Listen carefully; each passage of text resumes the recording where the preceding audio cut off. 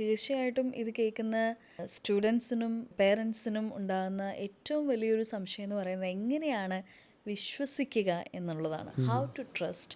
ഇപ്പം ഞാനിത് കേൾക്കുന്ന ഇപ്പോൾ എൻ്റെ ഫോണിൽ സ്ക്രോൾ ചെയ്തുകൊണ്ടിരിക്കുമ്പോൾ ഞാൻ പെട്ടെന്ന് കേൾക്കുകയാണെങ്കിലും ഒബ്വിയസ്ലി പൈസ ഒരു അട്രാക്റ്റീവ് ആയിട്ടുള്ള കാര്യമാണ്, ഡ്യൂറേഷൻ അട്രാക്റ്റീവ് ആയിട്ടുള്ള ഒരു കാര്യമാണ്. പക്ഷേ I just wanted to know ഇതിൻ്റെ ഒരു എഫേർട്ട് അല്ലെങ്കിൽ മുന്നിലോട്ട് വരുന്ന കുട്ടികൾക്ക് എങ്ങനെ ഈ ഒരു പ്രോസസ്സിനെ അല്ലെങ്കിൽ അവരുടെ കോഴ്സിനെ വിശ്വസിക്കാം എന്നുള്ളത്.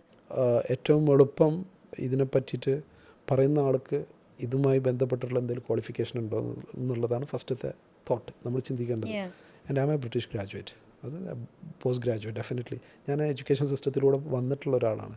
So I'm well proficient in that. Okay, ആ ക്വാളിഫിക്കേഷൻ എങ്ങനെയാണ് വർക്ക് ചെയ്യുന്നത്, എങ്ങനെയാണ് ഇതിൻ്റെ അസസ്മെൻറ്റ് മെത്തേഡ്സ് എങ്ങനെയാണ്. സോ യെസ്, നമ്മൾ ഈ ലൈമാക്സ് എന്ന് പറയുന്ന ഈ ആശയത്തോട് തന്നെ, ഈ പേരിനോട് തന്നെ നമ്മൾ കണ്ടുവച്ചിട്ടുള്ള ഒരു എക്സ്പൊണൻഷ്യൽ എന്ന് പറഞ്ഞാൽ ലേൺ യുവർ മാക്സിമം എന്നുള്ളതാണ്.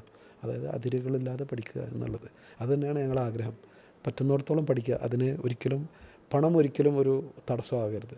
അതുകൊണ്ട് തന്നെയാണ് ഞങ്ങൾ അർഹതപ്പെട്ടവർക്ക് ഈ ഒരു അവസരങ്ങൾ കിട്ടണമെന്ന് ഞങ്ങളും അതിയായി ആഗ്രഹിക്കാനുള്ള ഒരു കാരണം അത് തന്നെയാണ്.